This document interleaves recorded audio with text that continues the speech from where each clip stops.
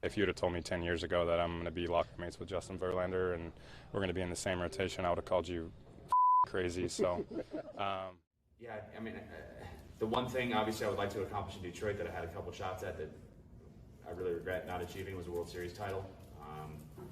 And you know, Mr. I was such an incredible owner and you know, somebody that I really admired. And you know, talking to Chris this offseason and seeing, you know, how the torch got passed down and how he's going for it again, like his dad did. You know, just to have the opportunity to be back here and be on a World Series caliber team where you come into spring training and you have that feeling like, hey, we can win it all. You know, that there's not many teams. I've been very fortunate to be part of a lot of the teams in Detroit and post-Detroit.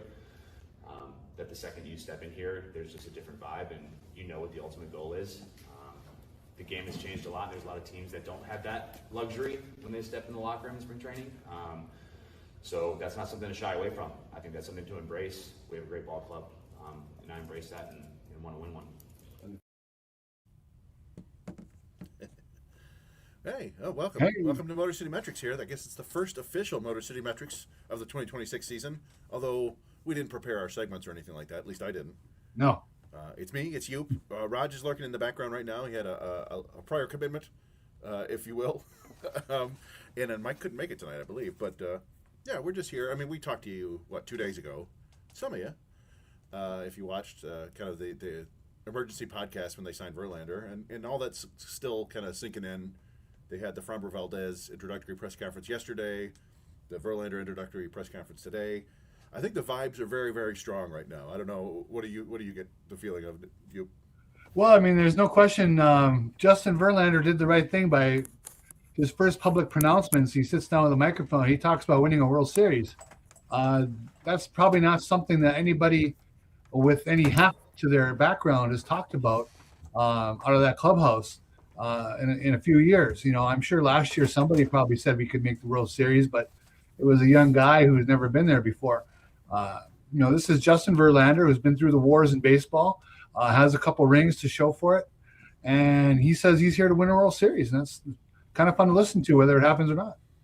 Yeah, I mean, it's just remarkable what a few days can do, how things can change in a few days, right? Like everybody went into the offseason a little bit worried about what happened to the offense, and you know, for most of the offseason, it was like these little small moves and 1,000 AAA pitchers, and you get Drew Anderson, who knows what's going to happen there, and you get, you know, a geriatric closer who's still good, but he might fall off the face of the earth, and then, bam, in the span of a couple days, suddenly everybody, it's like, oh, it's World Series or bust now.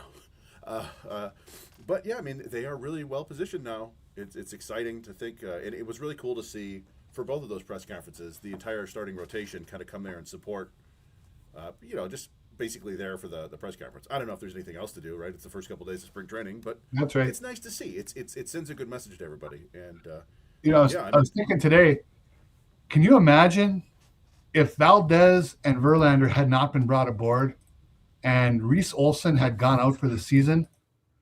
The absolute dejection that would have been going around Detroit Tigers fandom. It would have been unbelievable. Yeah, sorry. Kevin told me to turn up my mic. I don't know. Was I quiet to you, or is it just quiet the way it's coming through? You were mildly quiet, yes. See, I wonder if that may be something that I had turned off my echo cancellation and my noise reduction and all that stuff, and it may be something that Raj might have to turn up from his side. I don't know. I will try to do my best to speak loudly and enunciate, but okay, thank you. So yeah, maybe it's the noise reduction, or but yeah. It's 4 times louder. All right, well, I will stop messing around with anything. But yeah, you know, spring training. It as you said, you know, the Reese Olson thing we talked about on Tuesday. It's a real bummer. There's a guy that we like. Thanks, Raj. Raj is adjusting it for those who can't see the chat. Yeah, but other than that, you know, we've got, you know, Dingler had some cleanup in his elbow. Apparently it's the same sort of thing he had last year, and that didn't really affect him. So hopefully it's not a yearly tradition to go in there and clean out his elbow. But if it doesn't affect you that much, then that's fine. Other than that, it's just kind of some scrapes and bruises so far, which is good. It's interesting. There seems like there was a couple surgeries we had no clue happened over the winter. You know, they really kept things under wraps. I don't know if that's I guess I haven't even noticed if that's been a thing with this organization in the Scott Harris series, but Oh it yeah, definitely was this winter. well, everything is a state secret under the Harris regime, and we've seen the way that works. And basically, the only free agent signing that we've had any clue on at all in this regime was Kenley Jansen, and it was just sort of vaguely hinted at, and it didn't seem like the sort of thing they do, and then it happened. But yeah, Framber Valdez came from out of nowhere. Verlander came from absolutely out of nowhere, announced by the Tigers themselves, I believe. So it was very interesting to hear Verlander say that he called the main guys right after the season ended. So, I mean, this has been brewing for a long time. They kept that under wraps for as long as possible, obviously. Yeah, it's I don't know. They just really like to control the narrative. That's the entire org. You know, AJ Hinch does not let his coaches talk to the media. He just wants to make sure that everybody's on the same page and nobody says anything strange or wrong. You know, it was a miracle, and we really appreciate that Ryan Garko was willing to talk to us the other day. Hopefully people listen to that. And that Scott Harris talked to us a while last year. I should say it's a miracle, right? But Raj had to ask, and he kept at it, and they're willing to do that, but it's very busy people, and yeah, so it takes some time. But yeah, so it's like it just we know, like anytime you hear rumors, like, well, that's not true because they don't send rumors out to anybody. If it's coming from anywhere, it's coming from like the agent side, and those are always a little bit iffy. Yeah, go back to the drafts. Did we have any leaking of any of the draft picks over the last couple of years? No. No trades leak, no signings leak. It's just they run a tight ship over there. But anyway, it doesn't really matter because right now it's the season. Right. So I was wondering a little bit about, the last week has been nothing but Valdez. Obviously, the last 2 years has been nothing but talk about Skubal.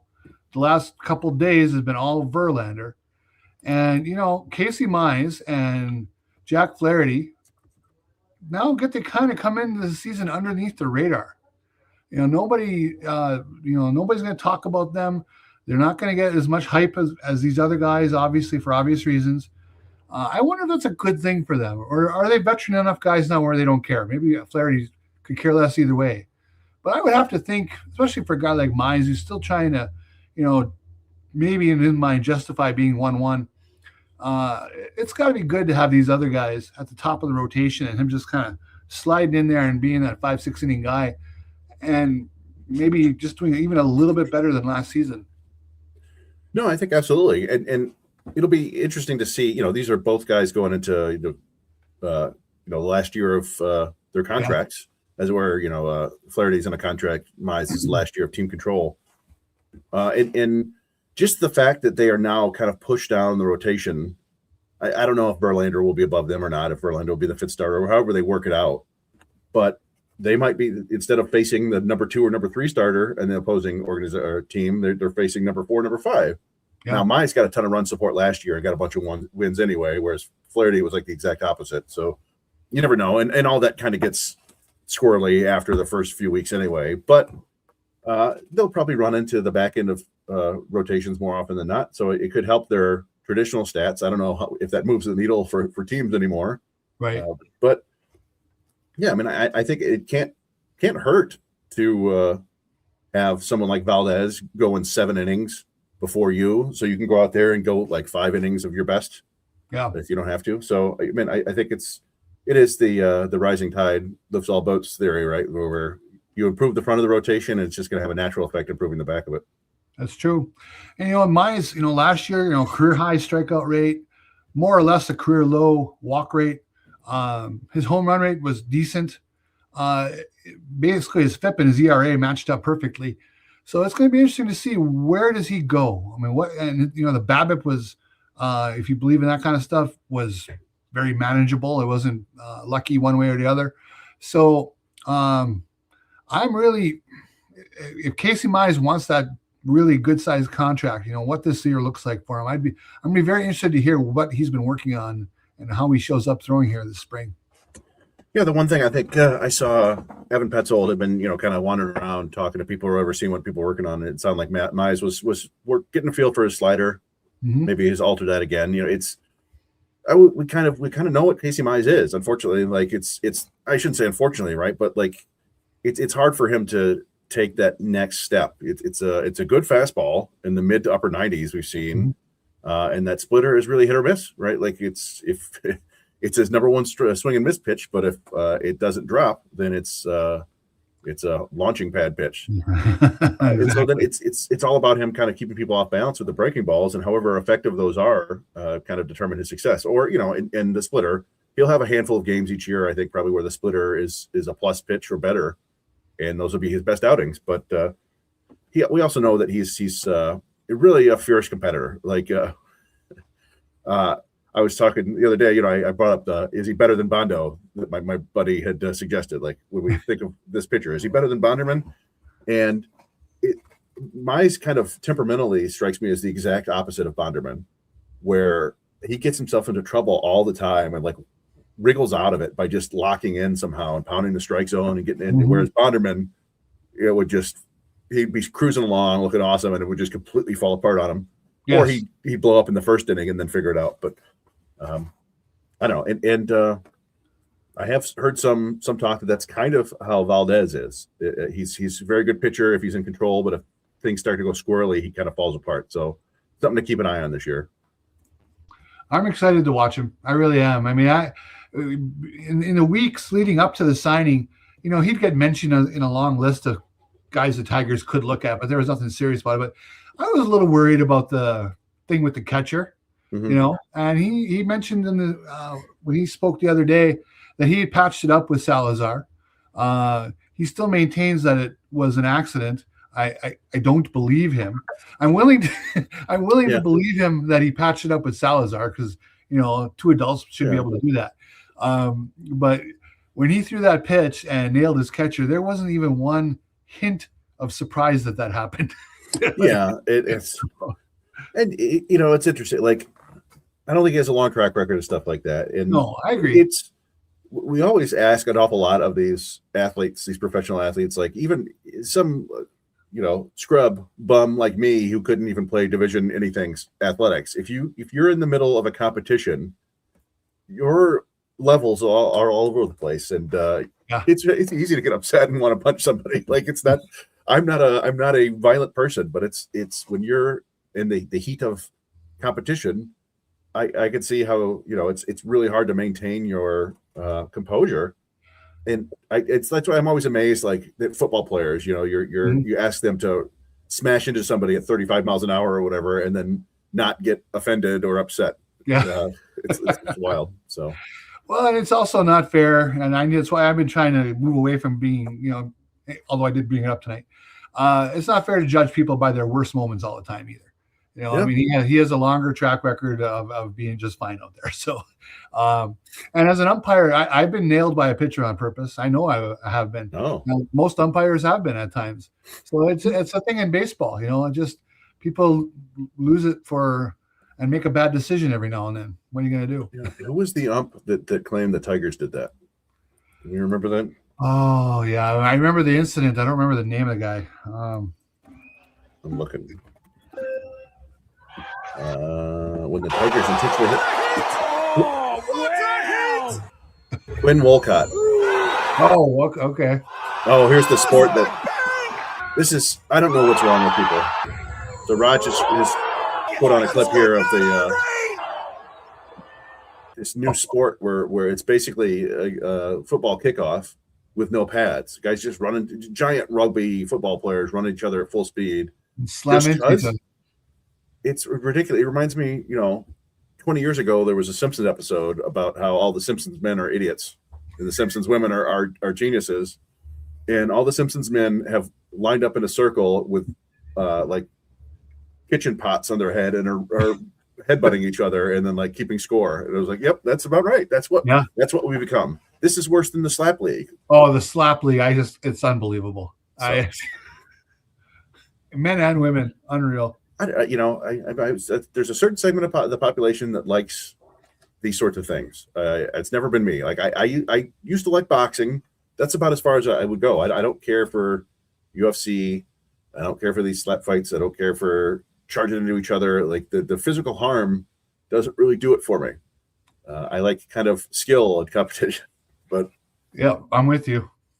Well, and also, it depends on your age a lot too. I mean, yeah, back in Iowa, there was a bar in Ankeny that did the thing called the slap shot. Have you heard of these things? Mm-mm. Where basically a guy could take a shot, Mm-hmm.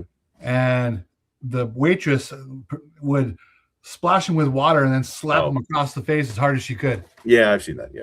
And I was thinking to myself, there's not a chance I do that now in my 50s because I wouldn't be able to walk for 5 days. But when I was 23, I'd have been first. I'd have been first in line. No question about it. I mean, yeah, I don't have a problem with people having fun. I just, I don't want to necessarily witness people getting harmed for my entertainment. It's not. I'll watch The Running Man. Yes, but I need my harm to come with puns and bad dialogue. There you go. I like it. What, the reboot or the original? Not seen the reboot. Is that the one with Glenn Powell? Yeah. Glenn Powell? Yeah, I haven't seen it. I've heard nothing but bad things about it. The thing about those mid '80s Schwarzenegger movies, they're awful, but they're also amazing. Like Total Recall, The Running Man, Predator. They're all very silly. Commando. But also, but do not remake those with anybody else. They're perfect the way they are. They're absurd and And you always had that goofy one-liner. You always I was going to say the one-liners where we was in Commando where he killed the guy in the plane. He goes, "Don't disturb my friend. He's taking a long nap." You leave anything for us? Yeah, just bodies. Yeah, or Mr. Free when he's Mr. Freeze, cool. Or no. I mean, that's terrible movie. Cool off, like he. Yeah. But anyway, maybe The Running Man is great. I like Glenn Powell, but these are movies that don't need to be redone. He's dead tired. He's dead tired. That's the line. Yeah, thank you. But no, so Scott Harris today, I'm trying to get to the media portion. A lot of the Scott Harris every picture of him has his it looks like he has a Star Trek brow. And yesterday, by the way, so I made a comment, somebody made a comment about Darko and one of the Tigers PR people responded, and I couldn't tell it was tongue in cheek, so I was like, I hope it's tongue in cheek. But he looked like a Star Trek villain because of the quarter zip and the way it looked. But every time I see Scott Harris, he has a big smile and he just looks like he still hasn't gotten any sleep. You think you think that with all that has happened, that he would be just going home. And I mean, I know he has a young child at home, so maybe that's what it is. But every single time I look at a thumbnail, it's him like this, and he looks disheveled. Yeah, but it's all baseball all the time, right? Who was it? The Vikings GM who was fired because he spent time with his kid. Or he took paternity leave, right? That wasn't the only reason, but people view that as disqualifying in professional sports, which is ridiculous. But anyway, let's hear Scott Harris. Here's a little bit from Scott Harris. I had a few FaceTimes with JV. I'd never met him before, but I know what he means to the city and this organization. And when we had an opportunity for him, we just wanted to engage him and help him understand what we're trying to achieve here, and how he fits. We know how he fits in the city and organization, but we wanted him to know how he fits on this team and how he can help us win. And that's where I think we really hit it off. He's all about winning. He wants to win here. He has some unfinished business in Detroit, and we want to win too. And we feel like we have a really good roster, and it's better with JV on it. So that was one thing that I wanted to address with you guys, is that the door was open. And last year, the door wasn't exactly open. They went with Alex Cobb instead. So it kind of, based off the conversation we had with Ryan Garko, and just everybody has a mindset of what they want to do. And it's a collective. They all think the same way. That's the vibe I'm getting from this. And so the Olsen injury put a lot of this to happen. And I just like the way the Tigers have handled this, in a sense of just okay, you know what? Let's just make it happen. But it just seems like they know that he can legitimately help him. But unlike last year, I felt last year it wasn't a fit. It wasn't a good fit based off of what was going on. I thought the Tigers thought they had more depth, and lesson learned. And Harris looked at it and goes, you know what? Even with the Olsen injury, they were still looking at pitchers anyway. They were still looking. There was Lucas Giolito talk and all that stuff. But then, but also you got to wonder too: was that all just BS by the John Hatemans of the world? Smoke screen stuff. Yeah, I don't know. Yeah, I don't know. I mean, I also we should probably give credit to Justin Verlander for taking such. Like, I'm sure he could have gotten more money somewhere else. Taken essentially $2 million to pitch this year in Detroit. Like, he doesn't need the money, right? But like you see that often where pitchers are just chasing whatever they can get. So it's credit there. But yeah, it's interesting that they kept it open as a possibility, but they didn't pursue it earlier in the year, right? Like they went to Drew Anderson, they went to Framber Valdez, and then they eventually came back to Verlander and like, yeah, you know what, this is. But we've seen that they like to seemingly go get somebody early on in free agency and then just wait the market out. We've seen it a couple of times now. It seems like it's their philosophy, or maybe they just like to be opportunists and like to get deals. But I don't know. It's to the benefit of this year's team. So that sounds good to me. There was a comment about, well, how come they haven't really explained the whole TV deal, or was a question about that, but that's not the most important thing on day two I still think they, I mean, even MLB, I got an email today from MLB.com explaining it, and I'm looking at it, and I'm just still confused. It's still confusing. Like, what the hell? Where to watch Tigers at?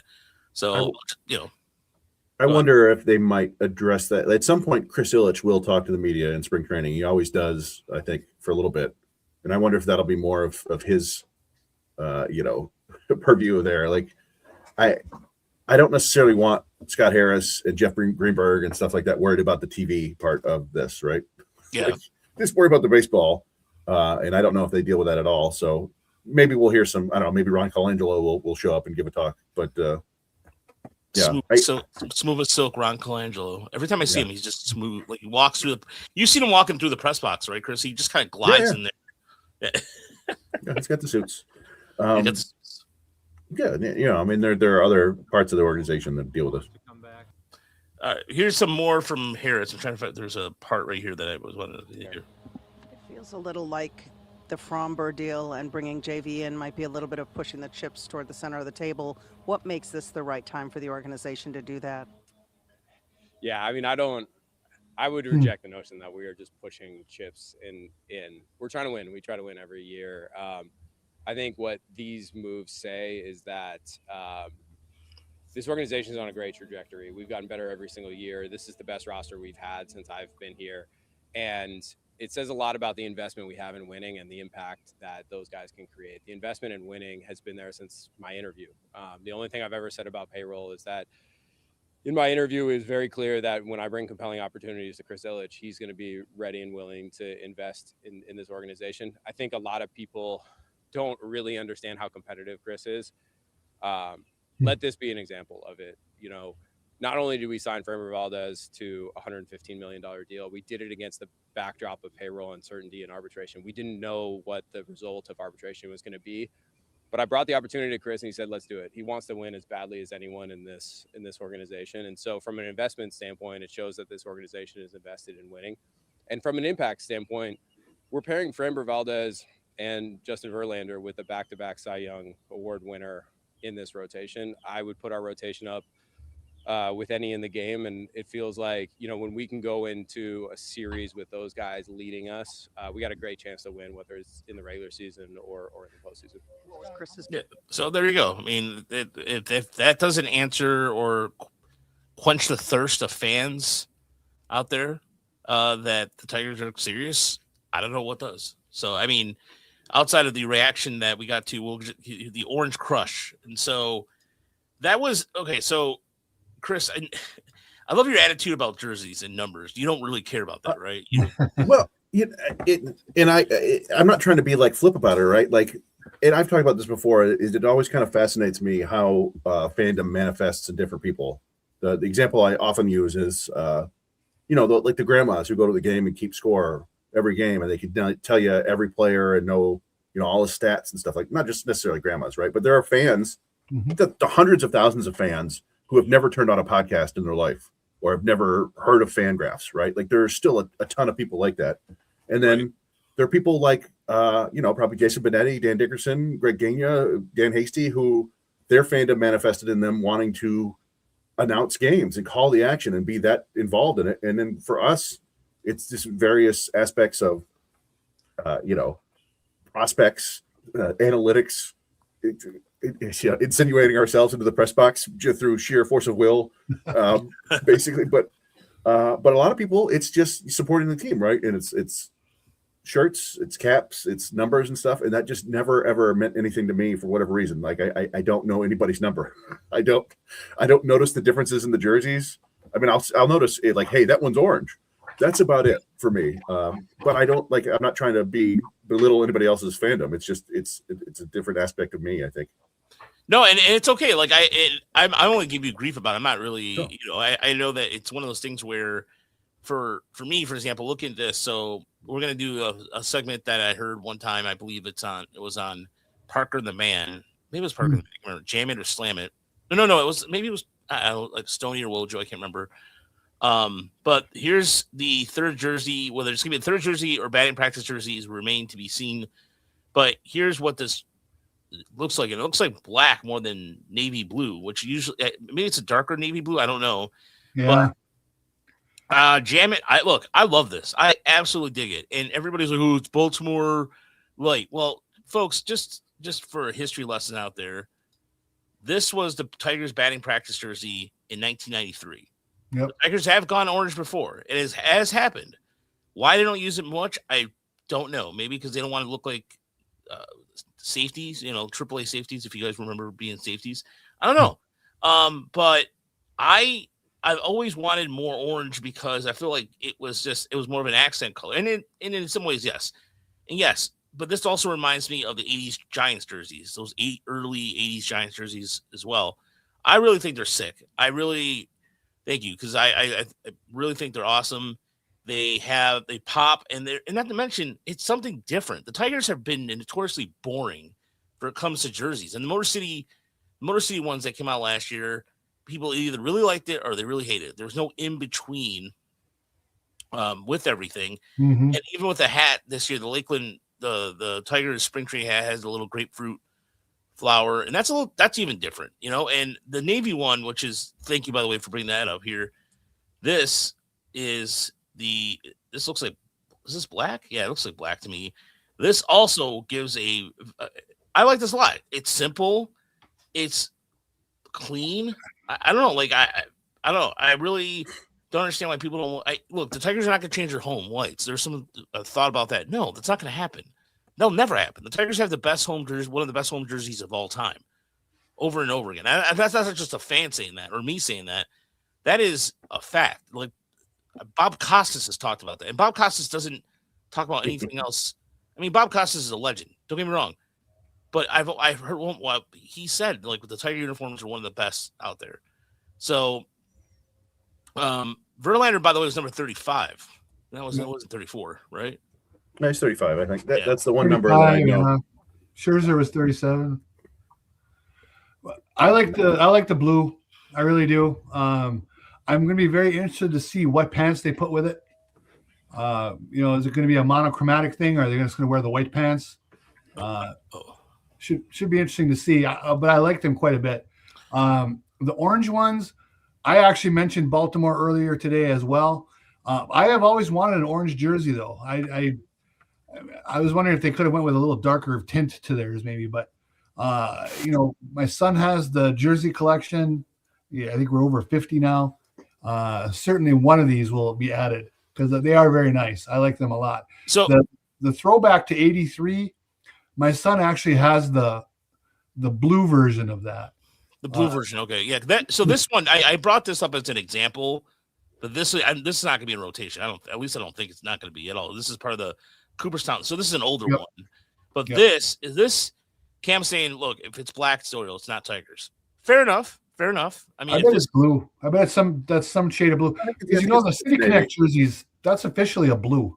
And it should be black, you know. Yeah. Also, the Tigers are older than the Orioles. I mean, the Orioles were the Browns before they were the Orioles, and they had brown and orange. But if it's orange, it's the Tigers because they were there first.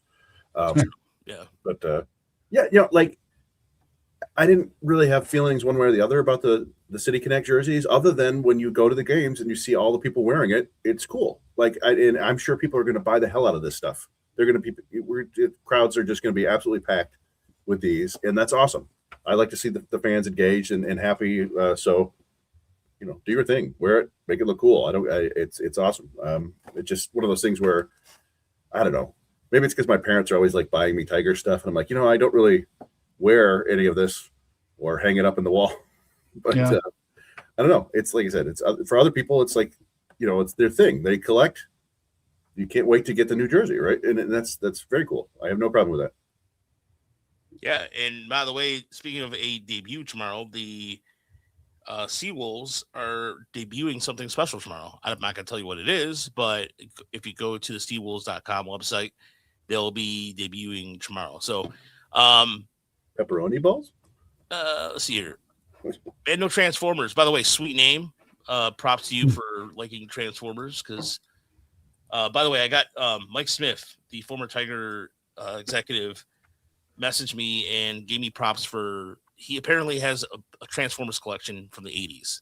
Wow. And I did not, yeah, and I was asking him, like, how many people do you know that like baseball and the Transformers? He said probably not very many, and I was like, yeah, that's probably correct. But yeah, the spring training, the first spring training game, I believe is there's Thursday or Friday next week, right? 20, I believe it's the 20th. Let me look. Yeah, let's see here. My computer, for whatever reason, is freezing up. Saturday, February 21st. Okay. So we should know by then if those are spring training jerseys or regular season jerseys, I would imagine. It's yeah. at the Yankees. The Lakeland opener is versus the Orioles the next day, so maybe orange on orange. Let's do it. Yeah, let's do it. Yeah. That Gibson one is a sweet one. I like that blue one a lot, the navy blue one. I have the Toronto Blue Jays the Blue Jay just says Blue Jays, and originally it was number 12, but I had to take it off because reasons that are pretty clear. One Roberto Alomar, and then I have and then Tim Raines. I have a Tim Raines red practice jersey from the Cooperstown collection. That's those are the reason why I have that Blue Jays one is because that was my Is it a red Expos jersey? Yeah, red Expos. Oh, yes. I've almost pulled the trigger on that for my son many times. I like that one. Yeah, no, That's it's cool. it's one of those things where I definitely think that when you look at some of those vintage, like the Phillies Blues jerseys from the 80s, those are sweet. Those are very, very cool. But no, I think they're gonna jump the gun and get a McGonagall jersey. Would they even sell that? Yeah, Yeah. I think so. Yeah, I don't know if they sell jerseys for people who aren't in the 40-man roster. I don't know if they do that. Yeah, I don't know. I'm sure you could get it made, right? But Yeah, you can. Yeah. So Your name is Bill McGonagall. And I want my own jersey. that would be sweet. That would be sweet. Real quick, we did get a question about Max Clark start the season in Toledo. He might start the season in Erie. that's where I have him and McGonagall starting in Erie, just based on the way that we were putting together the rosters. Yeah. Not guaranteed by any means, but also we've seen the way that the organization has worked in the past, and nothing wrong with having guys. We're still talking about a couple 21-year-olds, right? Like I understand the rush, and maybe they have monster springs and force their way into the roster, but I would put money on them starting in the minors rather than the majors, and then after that, it's AA, AAA. I don't know. Yeah, there was an article by Will Burscher from 97.1 that talked to McGonagall. He's going to try to force the issue, of course. But if you look at the offense, like right now, the Tigers, the offense is where I have some questions. So now that let's start with the reality of things. Okay, before we get to Nick Castellanos, no beer on the bench. That's Nick Castellanos tier. Now that we are done with the Verlander signing buzz, if you will. We're sitting back. We're being analysts. we look at the lineup, and I'm going to ask everybody in the chat here tonight too. Are you comfortable with this lineup as of right now? With the lineup right now. The old 80s Grays, by the way, yes, those are fantastic. Those are fantastic. Those old 80s Tigers jerseys are fantastic. The White Sox, you know what, though, Alan? The White Sox black jerseys, those, or the 80s sock jerseys, I like those. I personally like those jerseys. But anyway. And their rebrand to like the jagged socks was huge in the early 90s. Is like, that was like, everybody wore that. But not to finish, like, just jerseys, it all comes in circles, right? Like when the Tiger, or when the Pistons were originally teal, it was an abomination and I hated it. And now kids love it. And it's just the way it goes, right? Sometimes stuff that's old and you hate, it seems cool again. So whatever people like. So are we comfortable with the offense? Yes. Are you comfortable with the offense as of right now, with the starting projection lineup right now? Yes, I am. For 140 games last year, the offense was perfectly fine. So, they have a track record of being able to win a lot of ball games with the bulk of those guys. Obviously, they fell apart down the stretch, and they didn't look a whole lot better against Seattle in some of the games they lost. But now, they know they have the 2 young guys coming, maybe 3. They should get something from that. And then you got to hope that this is the year a couple of the young guys take that step and really establish themselves. And if that happens with the Colt Keith and Parker Meadows, they're going to be okay. Certainly they could run into some problems. We all know what those are, but they did enough to really button down their pitching that I think they can make it with this offense over the long haul. What about you, Chris? Yeah, I'm comfortable with it. I there's enough young guys that can continue to get better. Yeah, obviously there's going to be some guys underperform. That's just the way it goes. But I think of even Dylan Dingler, and I don't want to put too much offense on the catcher, but he's a guy who had like a double-digit walk rate for most of his minor league career, and the way he's found success so far in the majors is kind of by attacking pitches. But I think he can improve offensively just by being a little bit more patient, and that would be the main thing for me to the whole offense. When they were clicking at their best, they were taking super close pitches. They weren't expanding, and they were making pitchers work. And then they were, getting the double or the 3-run homer. And that just kind of left them over the course of the season. And part of that, I don't know, is maybe other teams scouting them better. Part of it, I think, is them pressing. Certainly down the stretch, they were pressing. Maybe just some immaturity and getting tired. You didn't feel like grinding out every single at bat anymore. And so I think if they can get back to doing that, like the strikeouts are going to stay relatively high probably, but if they can just be a little bit more stubborn at the plate. And that is one area where if Clark and McGonigal do come up, I think that's something that will translate to the big leagues. Maybe, the walk rates probably won't be as high right away, but those guys work at bats. And I don't know, that could be very helpful down the stretch. We'll see. I think that the one thing about this team that does worry me a little bit is, and he mentions it here, Burma Shave. Verlander was hurt so much. I hope that he's fully healthy, because I think Matt Verlander in this lineup does give him a little more, stretches it out a little bit better, and it gives him additional depth. Because, one of the things that is interesting about this Nick Castellanos, so he's been released. Phillies are just over it because, I guess because apparently he had a beer. Went to go get a beer in the clubhouse or something like that, or I'm sure there's a lot of other issues behind it, but there was Matt Gelb of The Athletic wrote a whole article about what happened there, the split between Castellanos and the Phillies, and the beer incident was kind of the last straw. Basically they were in Miami, so basically playing in front of his friends and family, and they pulled him for a defensive replacement, and he thought that was super disrespectful. And came, went to the locker room, got a beer, came to the dugout, and started yelling at the manager. It was a really interesting view into Castellanos' mentality as a player. I would recommend people read it if you can. But basically, they said he's not a bad teammate, but he is a self-centered player, if that makes any sense. Oh, thank you so much, We Too, for the money. We appreciate that. Exquisite. For the reach there. So this is a handwritten note on Instagram. Quote, I brought a Presidente which is a beer, into the dugout and sat right next to Rob, who's the manager, and let him know that too much slack in some areas and too tight restrictions in others is not conducive to winning. After the game, I went in the office with Dave and Rob, being Dave Dombrowski. We heard our differences, and a conversation ended with me apologizing and letting my emotions get the best of me. Reading between the lines, he publicly called out the manager in front of the team and probably got – oh, sorry, this is the commenter. Sorry, that was in the quote. So it just sounds like you got in the heat of the moment and was moved on. But – yeah, so it is. How much of the beer? How much? Somebody made a comment on Reddit. How much was the beer talking? But, but now here's a question that's gonna. This is a question that's gonna come up naturally. How is it gonna? The Tigers, or is he gonna be a fit for the Tigers? I know that's question's gonna happen. Oh, well, the Tigers fans want every player who's ever played for them to come back. They want Scherzer back. They want Rick Porcello to come out of retirement. They want Pat Sheridan to come back. Yeah, Pat should bring him back. No, like I said, that article, they explain that Castellanos thinks he is a star and wants to be treated like a star.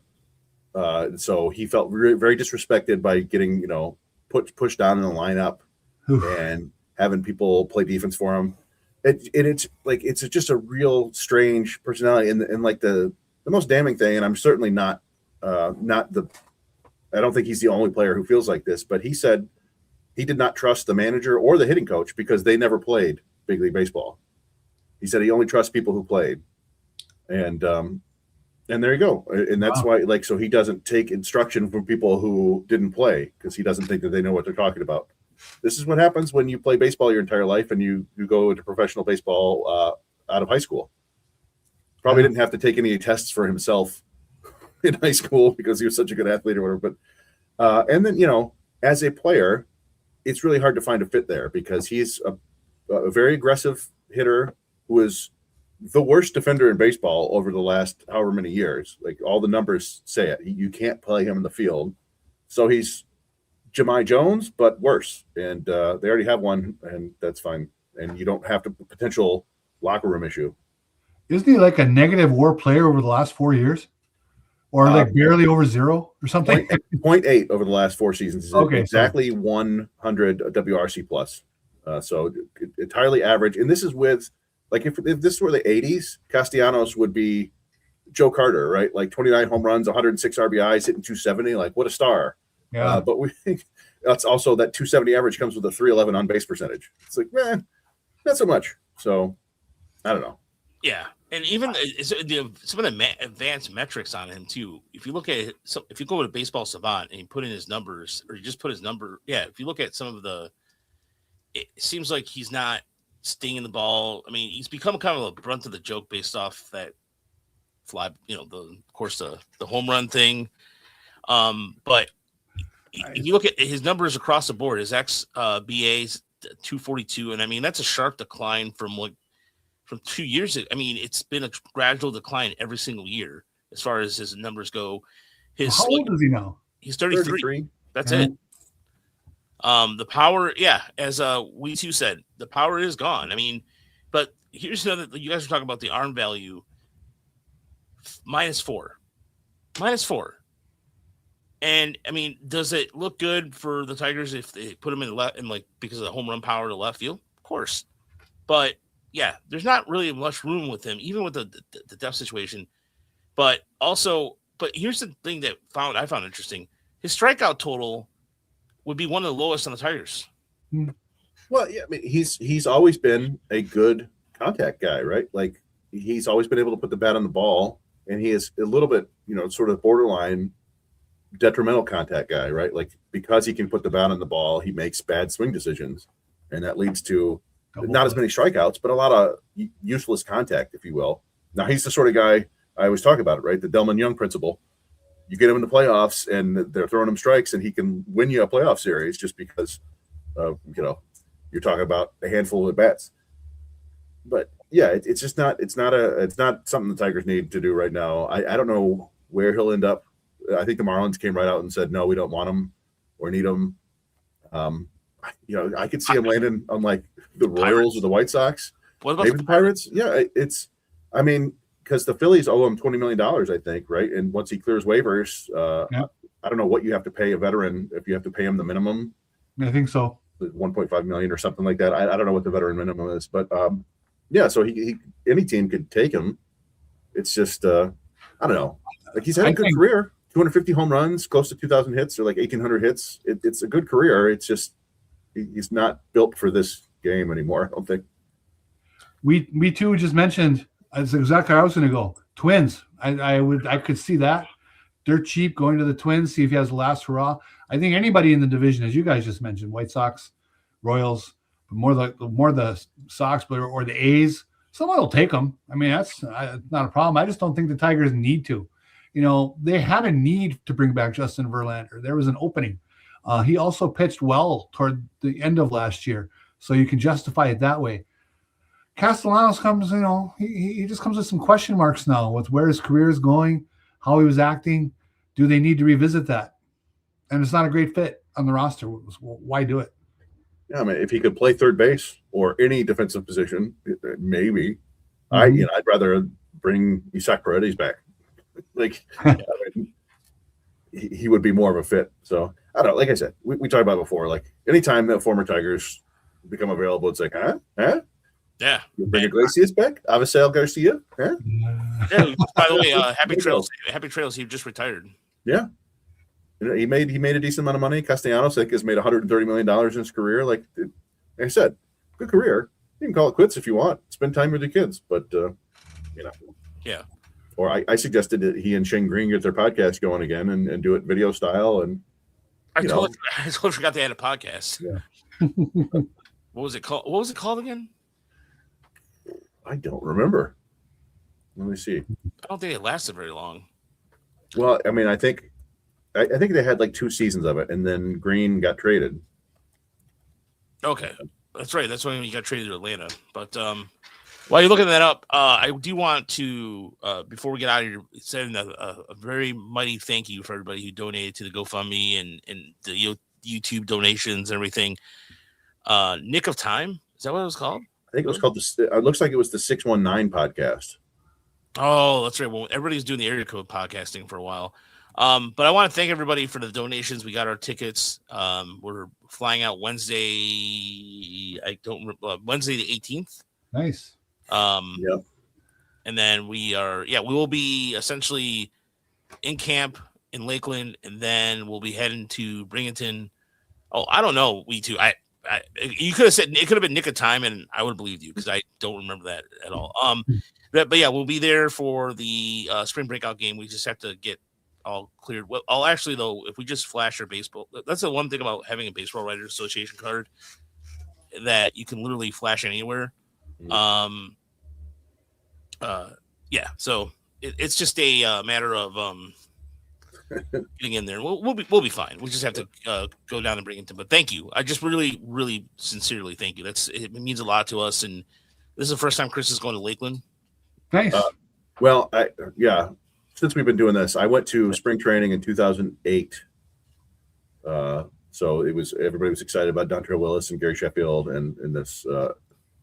Maybe it was 2007. It was this incredible offense coming to save Detroit, and then. Yeah, but I don't know. I have a better feeling about this year's team. You never know. Things can go sideways in any number of ways, but I think they built some pretty solid depth among pitching, and they have the chips. If they're willing to trade them, they have the chips to get just about anything they need. So, yeah, and I think they're ready. We'll be for that week. I think what I'm looking forward to the most is how much the growth we'll see from guys like Jose Briseño, and by then we'll have a good idea too of what the roster is going to look like in Toledo right now. Which, by the way, by the end of the weekend we'll have our mock rosters up. It has been literally, I've been chipping away at it. Like I had it done, and I was like, all right, cool. And then I looked at Chris's, and then the way you had it set up, I was like, I haven't done the pitching yet, and I was like, oh, all right. So I did the pitching, and I was like, shoot, that is the part that takes me the longest. It's really hard to figure it out.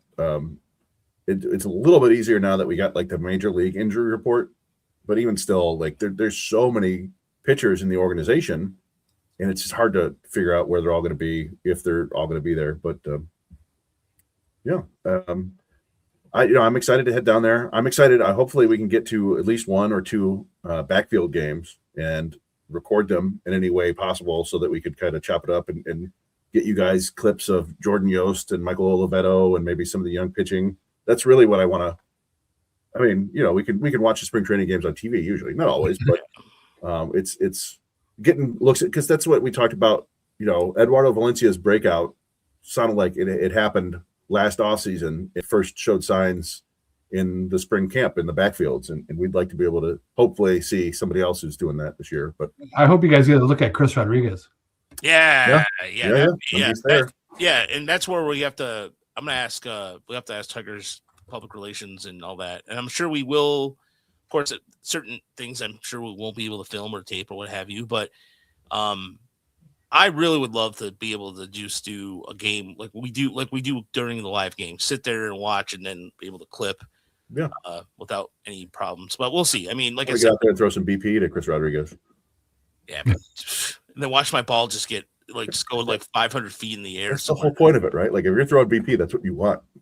Yeah, that's true. You give the people what they want. But no, I like I said, it's gonna be a lot of fun. And again, also I want to thank Sherry, who is going to help us find a place to stay. And it's gonna be awesome. And I've never flown Frontier before, but that was cheap and it was gonna save money. So I've flown it before. Is that good? It's like an a la carte bare bones flying experience, right? Like you pay for this and that and everything.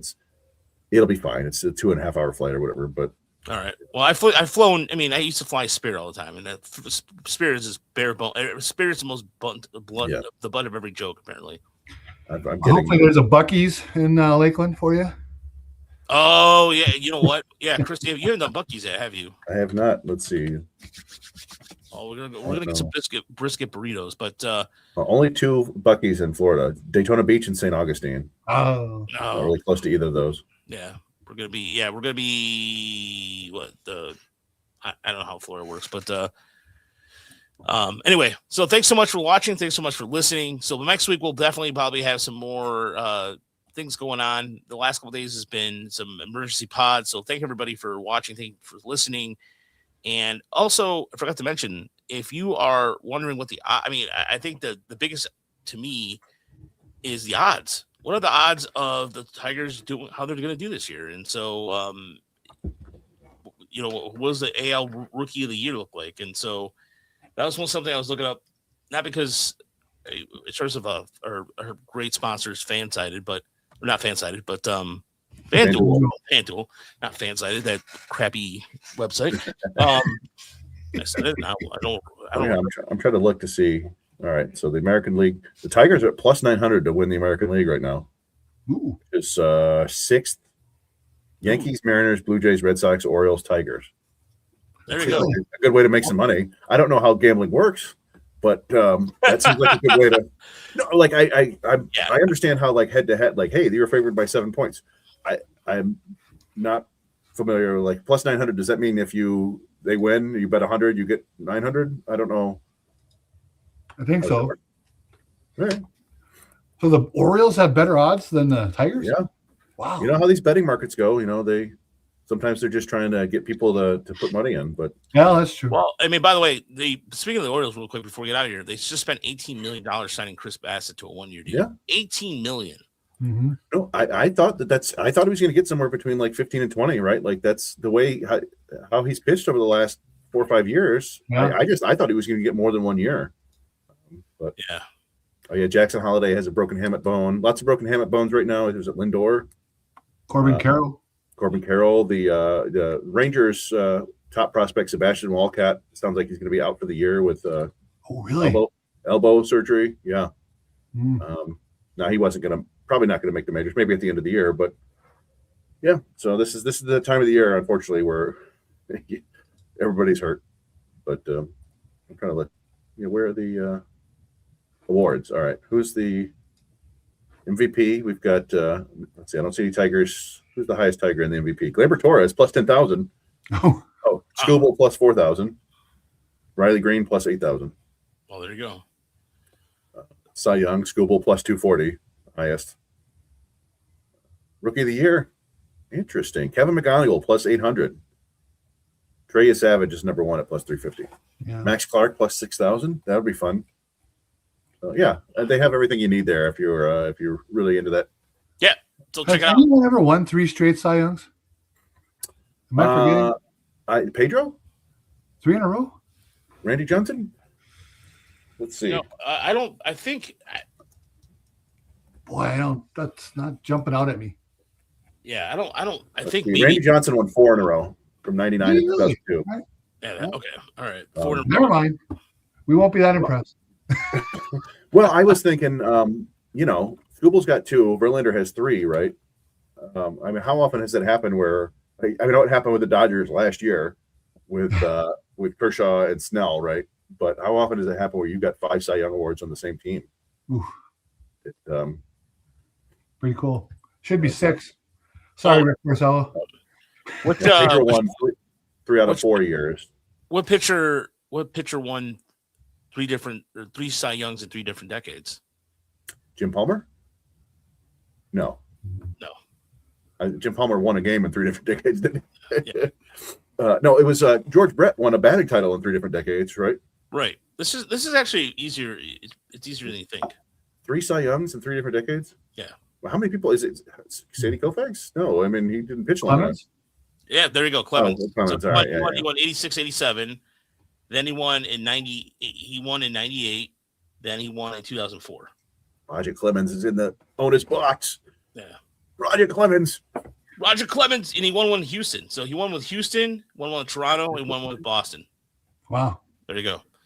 So, all right, folks. Thanks so much for watching. We'll see you next week. Stay classy and be safe out there. And tomorrow's Friday the 13th. Ooh. Ooh. Yeah. And have a good weekend, everybody.